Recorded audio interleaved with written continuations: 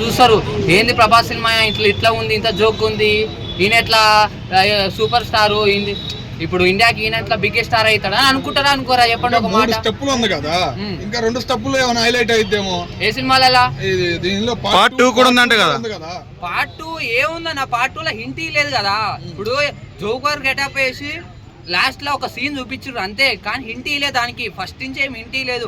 Part Maruti చెప్పాడు ఆ role ఆ సీన్ పెట్టిందే పార్ట్ 2 లీడ్ కోసం అని చెప్పి. అవునన్నా, లీడ్ అంటే పార్ట్ 1 లో కొంచెమైనా లీడ్ ఇవ్వాలి కదా, కొంచెమైనా లీడ్ ఇచ్చి పార్ట్ 2 దేని గురించి ఉంటుందని లీడ్ ఇవ్వాలి కదా.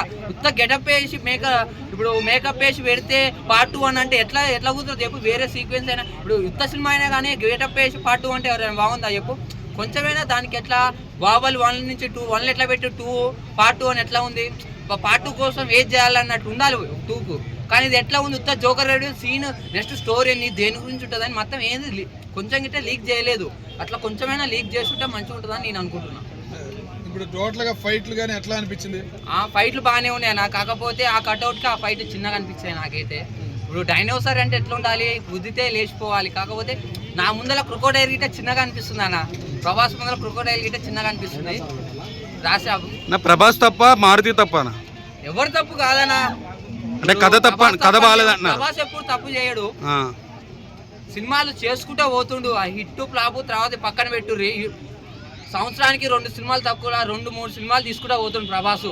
వేరే హీరోలు అయితే ఒక్క సినిమా తీయాలనే నానా గంటలు పడుతున్నారు. కానీ ప్రభాస్ ఈ ఏజ్ లో అయినా కానీ కాల్కి ఫ్రాక్చర్ అయినా కానీ అసలు 2-3 సినిమాలు ఇయర్ తీస్తుందంటే చాలా గ్రేట్ అనుకోవచ్చు. నేను మాత్రం అసలు ఏమనుకోవట్లే. కథ బాగుంటే బాగుండేనా సినిమా? బాగుండనా, కథ బాగానే ఉంది కానీ ఆ కథ ప్రభాస్ గెట్ కాలేదన్న. ఒక కొత్త హీరో చేస్తే బాగుండేనా? కొత్త హీరో కాకపోతే ఆ కథ సెట్ అయ్యే హీరో చేసుంటే బాగుండని నేను అనుకుంటున్నాను. అక్షరం మీద వచ్చిన సినిమాలన్నీ ఫ్లాప్ అయినాయి అంటున్నారు, తెలియని వాళ్ళు. వాళ్ళకి ఏం చెబుతావు? అక్షరం మీద వచ్చిన సినిమాలు అట్లా ఏం కాదనా.